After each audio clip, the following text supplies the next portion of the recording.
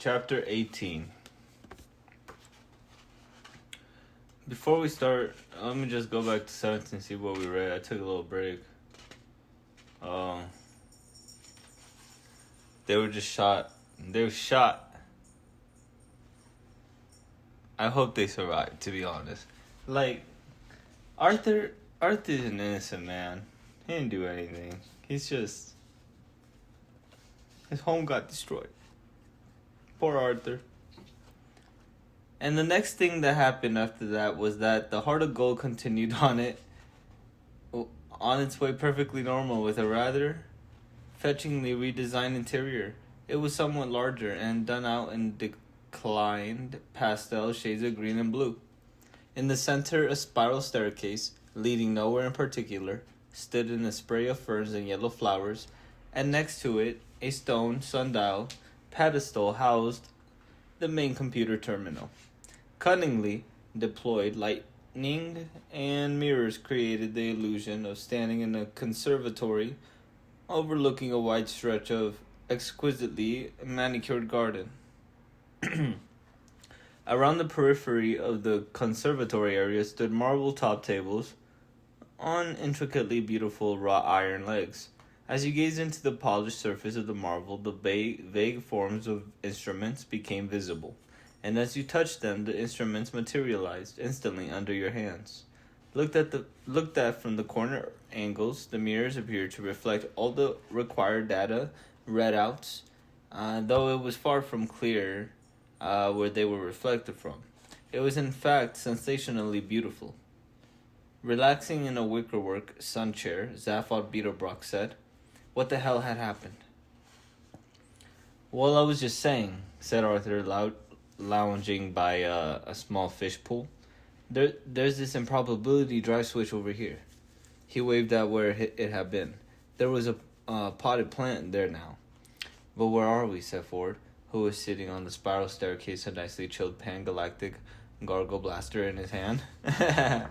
"Exactly where we were, I think," said Trillian.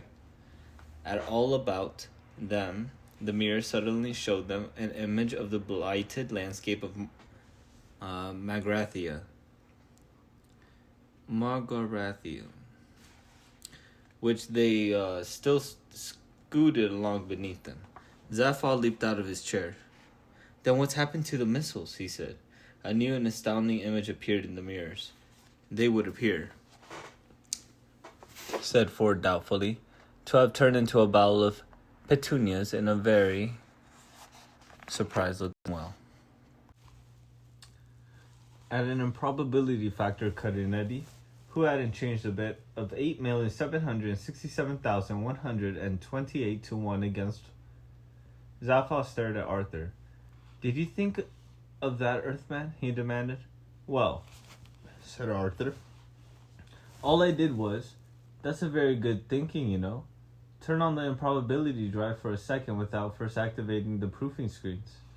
Hey kid, you just saved our lives, you know that?" "Oh," said Arthur. "Well, it was nothing really." "Was it?" said Zaphod. "Oh well, forget it then. Okay, computer, take us into land." That's funny. "But I said forget it." Another thing that got forgotten was the fact that, against all probability, a sperm whale has suddenly been called into existence several miles above the surface of an alien planet. And since this is not a naturally tenable position for a whale, the poor innocent creature had very little time to come to terms with its identity as a whale before it then had to come to terms with not being a whale anymore. This is complete record of its thought from the moment it began its life till the moment it ended it. "Ah, what's happening?" it thought. Excuse me, who am I? Hello? Why am I here? What's my purpose in life? What do I mean by who I am?" "Calm down, get a grip now."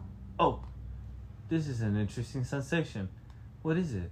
"It's a sort of," yawning, "tingling sensation in my, well, I suppose I better start finding names for these things if I want to make any headway in what, for the sake of what I shall call an argument, I shall call the world. So let's call it my stomach." "Good. Oh, it's getting quite strong. And hey, What about this whistling, roaring sound going past what I'm suddenly going to call my head? Perhaps I can call that wind. Is that a good name? It'll do. Perhaps I can find a better name for it later when I found out what it's for. It must be something very important because there certainly seems to be a hell of a lot of it. Hey, what's the thing? This, let's call it a tell. Yeah, tell. Hey, I can really thrash it about pretty good, can't I? Wow, that feels great. Doesn't seem to achieve very much, but I'll probably find out what it's for later on. Now, have I built up any coherent picture of things yet? No. Never mind. Hey, this is really exciting. So much to find out about, so much to look forward to. I'm quite dizzy with anticipation. Or is it the wind? There really is a lot of that now, isn't there? And wow. Hey, what's this thing suddenly coming toward me very fast? Very, very fast. So big and flat and round. And needs a big, wide-sounding name like ow, ound, round, ground. That's it. That's a good name. Ground. I wonder if it will be friends with me. And the rest, after a sudden wet thud, was silence. Curiously enough, the only thing that went through the mind of the bowel of Petunias as it fell was, oh no, not again. Many people have speculated that if we knew exactly why the bowel of Petunias had thought that we would know a lot more about the nature of the universe than we do now.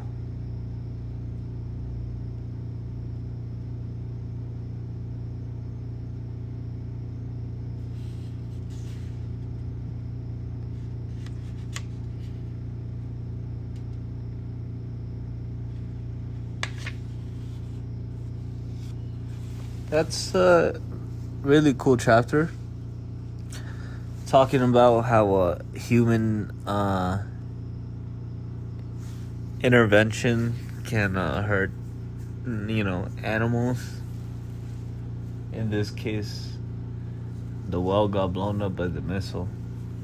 Is this book PG-13? I think it's for kids. So far, it's pretty tamed. Not a bad book. I'm having fun with it. I like that chapter. Poor Will had a whole life. I mean, it lived a life anyway, to be honest.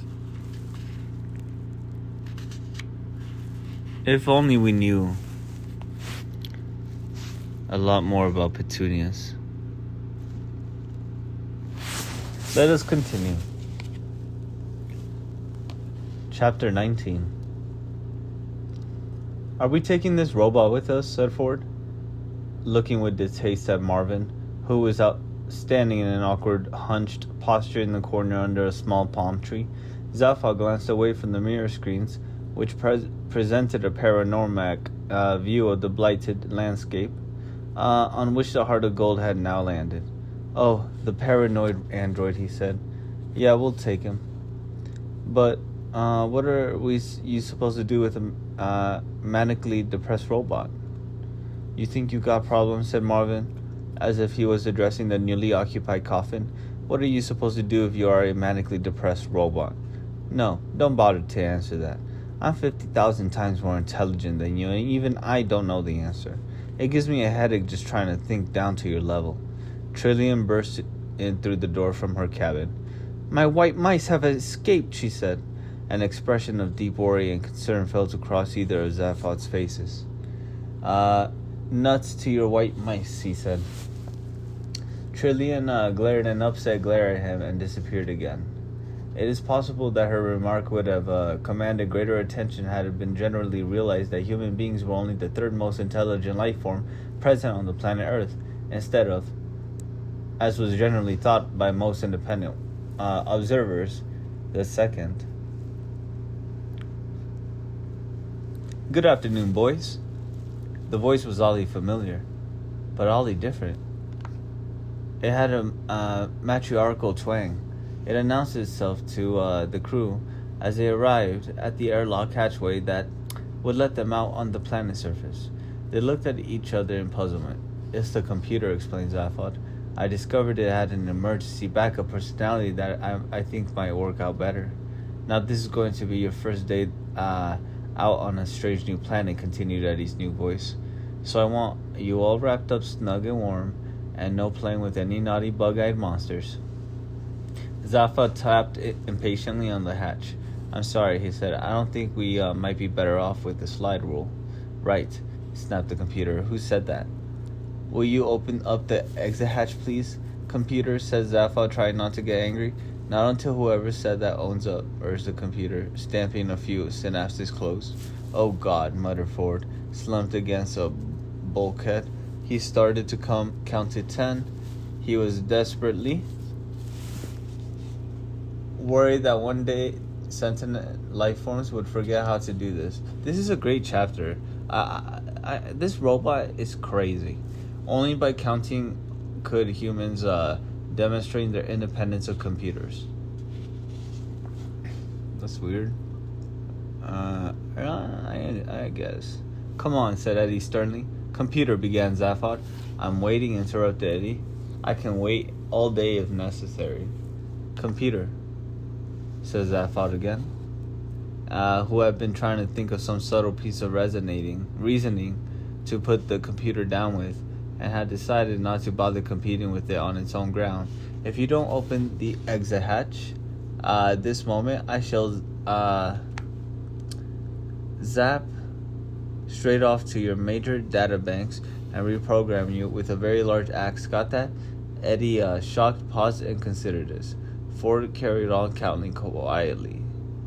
"This is about the most aggressive thing you can do to a computer. The equivalent of going up to a human being and saying blood, blood, blood, blood." Finally, Eddie said quietly, "I can see this relationship is something we're all going to have to work at." And the hatchway opened, and an icy wind ripped into them, and they hugged themselves warmly and stepped down the ramp onto the barren dust of Margrathia. "It'll all end in tears, I know it," shouted Eddie after them, and closed the hatchway again. A few minutes later, he opened and closed the hatchway again in response to a command that caught him entirely by surprise.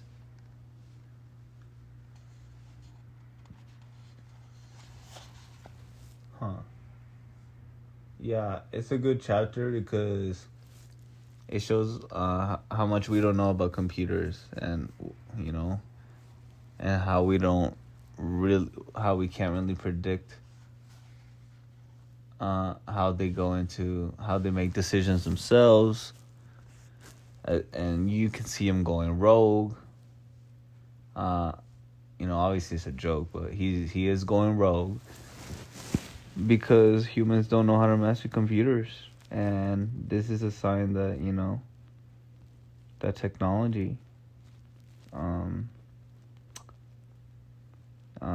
we need like another eye on it, better hands with it. So that's a great chapter. Chapter 20. There's something in my eye. I don't know how many chapters there are, but I saw a random chapter 32, so that's kind of crazy. I know the chapters are short, but 32 is crazy. I'm a little over halfway.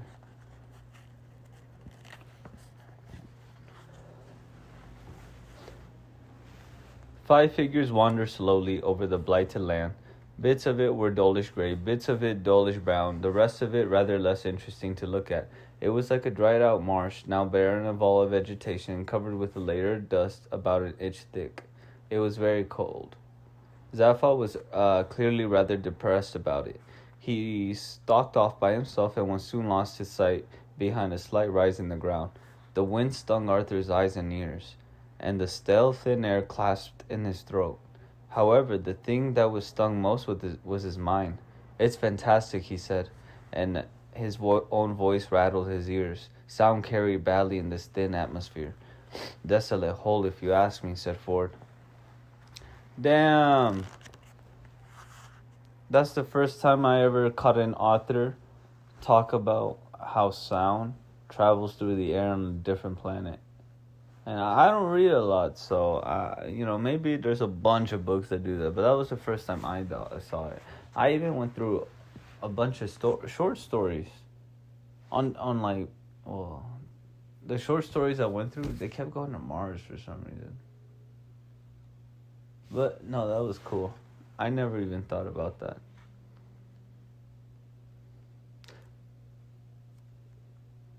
I could have more fun in a cat litter. He felt a mounting irritation. All the planets and all the star systems of all the galaxy, many wild and exotic, seething with life. Didn't he just have to turn up at a dump like this after 15 years of being a castaway? Not even a hot dog stand in evidence.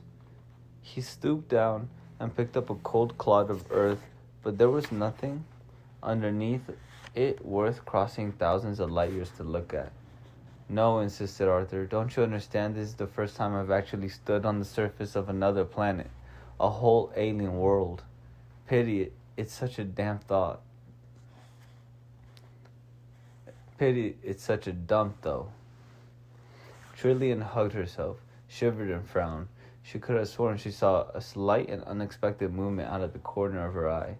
But when she glanced in that direction, all she could see was the ship, still and silent, 100 yards or so behind them. She was relieved when a second or so later they caught sight of Zaphod standing on top of the bridge of the ground and waving to them to come and join him. He seemed to be excited, but they couldn't clearly hear what he was saying because of the thinnish atmosphere and the wind. Zaphod, I'm getting Silver vibes, like, Captain Silver from Treasure Island. Is that his name? Long John Silver. Yeah, I'm getting vibes like that. But let's see where the story goes. As they approached the ridge of higher ground, they became aware that it seemed to be circular, a crater about 150 yards wide. Around the outside of the crater, the sloping ground was spattered with black and red lumps. They stopped and looked at a piece. It was wet, it was rubbery. With horror, they suddenly realized that it was fresh whale meat. At the top of the crater's lip, they met Zaphod. Look, he said, pointing out into the crater. In the center lay the exploded carcass of a lonely sperm whale that hadn't lived long enough to be disappointed with its lot. The silence was only disturbed by the slightly involuntary spasm of Trillian's throat. I suppose there's no point in trying to bury it.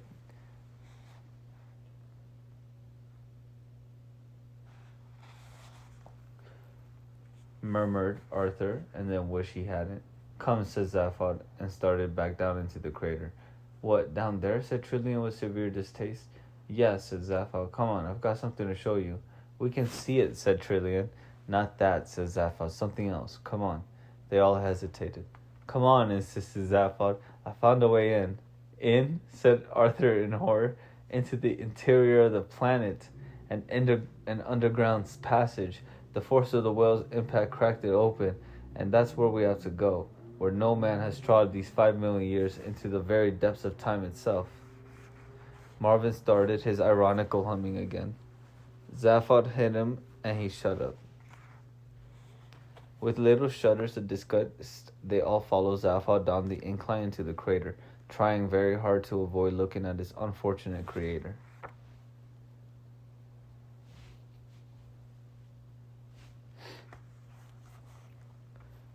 Life, said Marvin dolefully. Loathe it or ignore it. You can't like it. The ground had caved in where the whale had hit it, revealing a network of galleries and passages, now largely obstructed by collapsed rubble and entrails. That's so gross. This is rated R shit. Zaphod had made a start clearing a way into one of them, but Marvin was able to do it rather faster. Dank air wafted out of its dark recesses, and as Zaphod shone a flashlight into it, little was visible in the dusty gloom. According to the legends, he said, the Margathians live most of their lives underground. Why's that? Said Arthur.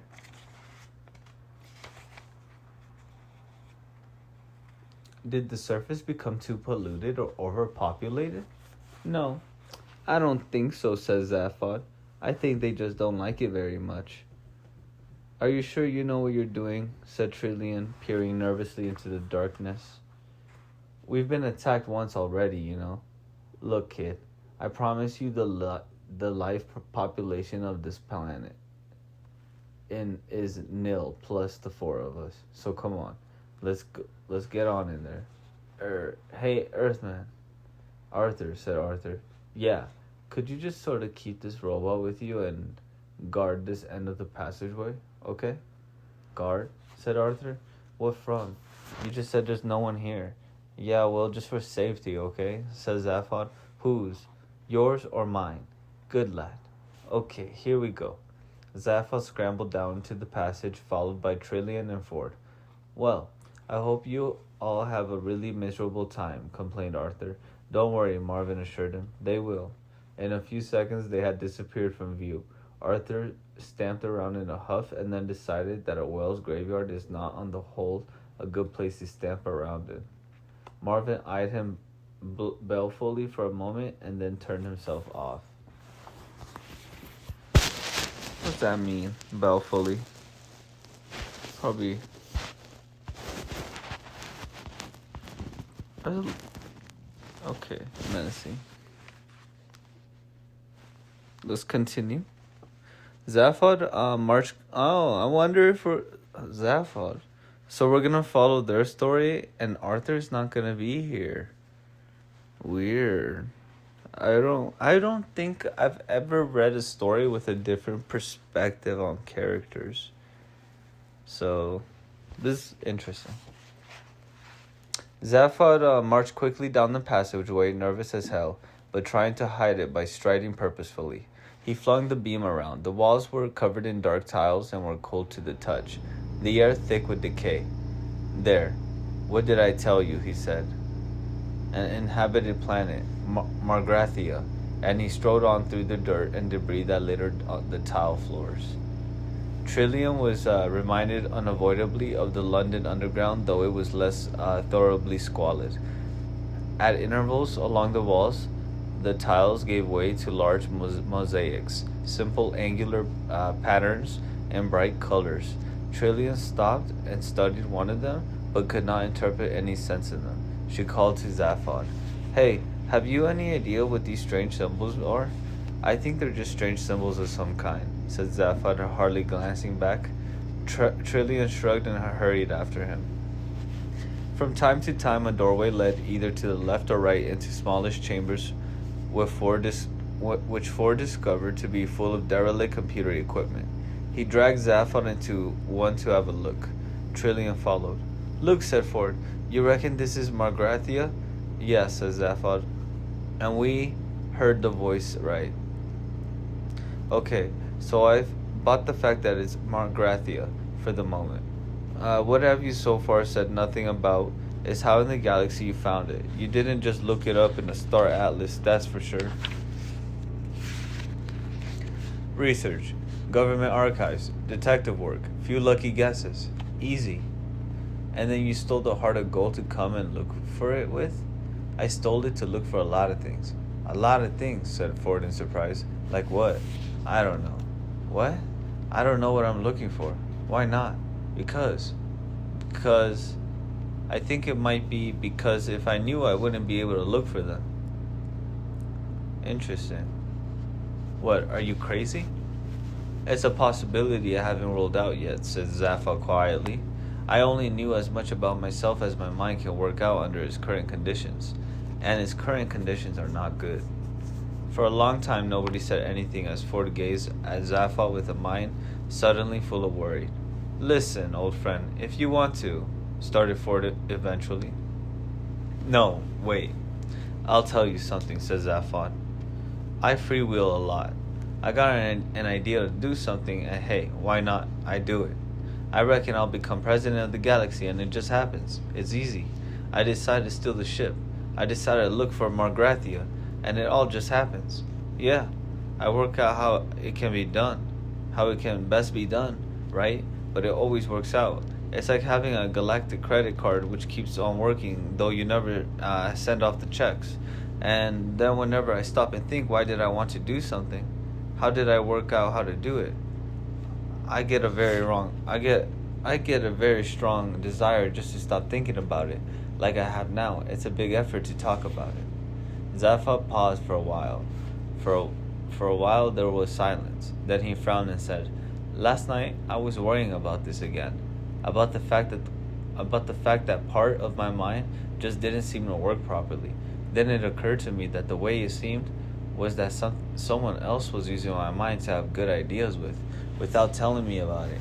I put the two ideas together and decided that maybe that somebody had locked off part of my mind for that purpose, which was why I couldn't use it. I wonder if there was an easy way I could check."